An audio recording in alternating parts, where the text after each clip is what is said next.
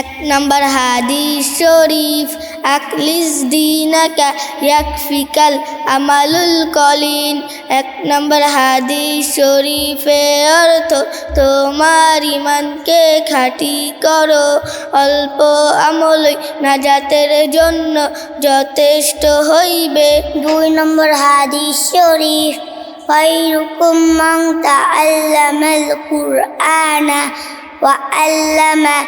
2 নম্বর হাদিস শরীফের অর্থ, তোমাদের মধ্যে সর্বোত্তম ওই ব্যক্তি যিনি কুরআন মাজিদ শিক্ষা করেন এবং অপরকে শিক্ষা দেন।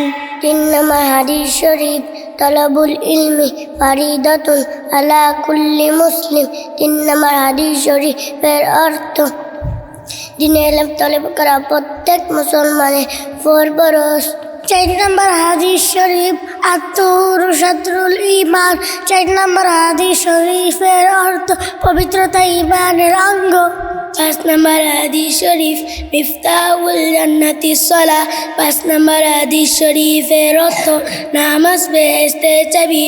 6 নম্বর হাদিস শরীফ, আউয়ালু মা ইউহাসাবু বিহিল আবদু ইয়াউমাল কিয়ামাতিস সালাহ। 6 নম্বর হাদিস শরীফের অর্থ, কিয়ামতের দিন সর্বপ্রথম নামাজের হিসাব হইবে।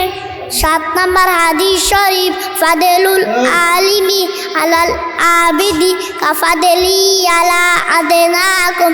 7 নম্বর হাদিস শরীফের অর্থ, তোমাদের মধ্যে সর্বাপেক্ষা শত ব্যক্তি হইতে আমার মতো বা যত বড় বেলেম আবেদের চেয়ে একজন খাঁটি আলেমের মতো বা তত বড়।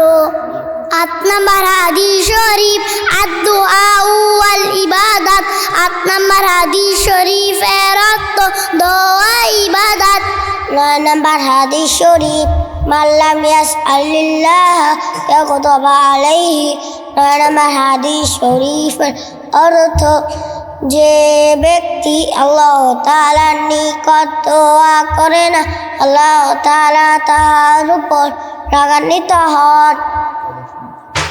10 নম্বর হাদিস শরীফ, লা ইয়ারহামুল্লাহু মান লা ইয়ারহামুন নাস। 10 নম্বর হাদিস শরীফের অর্থ, আল্লাহ তাআলা ব্যক্তির উপর রহম করে না যে মানুষ